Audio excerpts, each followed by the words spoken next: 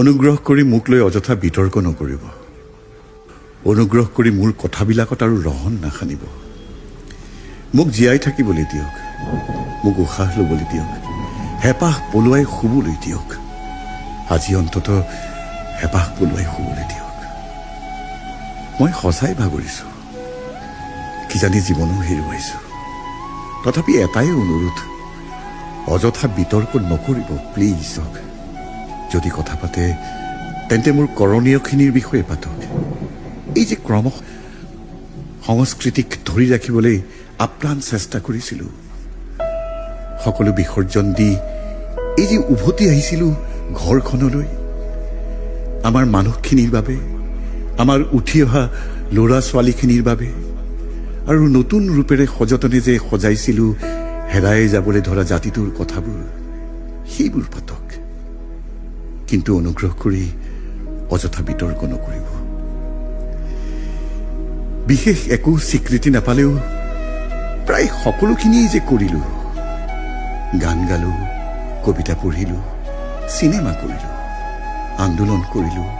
যেই যি কয় সৰু ল'ৰাৰ দৰে কেতিয়াও না নকলোঁ।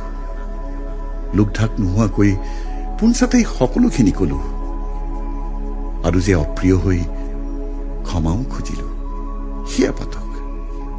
কথা পাতক আমাৰ ডেকাচামে গুণগুণোৱা বৰগীতসমূহক লৈ, নামঘোষাক লৈ, লোকগীত বা জিকিৰকে আদি কৰি সকলো যে এতিয়াও সজীৱ হৈ আছে, সেইবোৰ লৈ পাতক।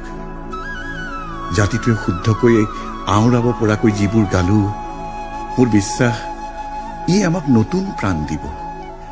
বিশ্বাস কৰক, এতিয়া এই সকলোবোৰ জীয়াই থাকিব অন্তত আৰু কেইবাটাও দশক জুৰি। এনেই জানো দেহা ভাঙি অতবোৰ কষ্ট কৰিলোঁ। আপোনাসৱৰ কষ্টখিনিৰ বাবে ময়ো মাহে মাহ ধৰি উজাগৰে থাকিলোঁ, দেহাও ভাঙিলোঁ। অতবোৰ কাম সিমান কম সময়তে কৰিলোঁ, সেয়াও জানো আপোনাসৱৰ বাবে নহয়। গানবোৰেৰে আপোনাসৱৰ সময়ক জীপাল কৰাৰ অপ্ৰাণ চেষ্টা কৰিলোঁ। ধনৰ প্ৰতি মোৰ বিশেষ আকৰ্ষণ নাই। সাঁচতীয়াখিনিও আপোনাৰ দুখৰ সময়ত বিলাই দিলোঁ। সেয়ে এতিয়া শুবৰ সময়ত অন্তত মোক লৈ অভিযোগ নকৰিব। নিজৰ মানুহখিনিৰ অভিযোগ, উপদেশখিনি মই মানিব নোৱাৰিলোঁ। কামবোৰৰ তাগিদাত ইতিমধ্যে মই ভীষণ ভাগৰুৱা হৈ গৈছোঁ। ভিতৰি ভিতৰি অকণ দুৰ্বলো। তথাপি জীৱনক লৈ মোৰ বৰ হেঁপাহ। মই এন্ধাৰো হ'ব নোৱাৰোঁ, মই মচিবও নোখোজো একো। মোক অকণ উশাহ ল'বলৈ দিয়ক, মোক পোহৰ হৈ জীয়াবলৈ দিয়ক। বন্ধু জুবিনৰ শোকাবহা মৃত্যুত নয়ন কাশ্যপৰ অনুভৱ।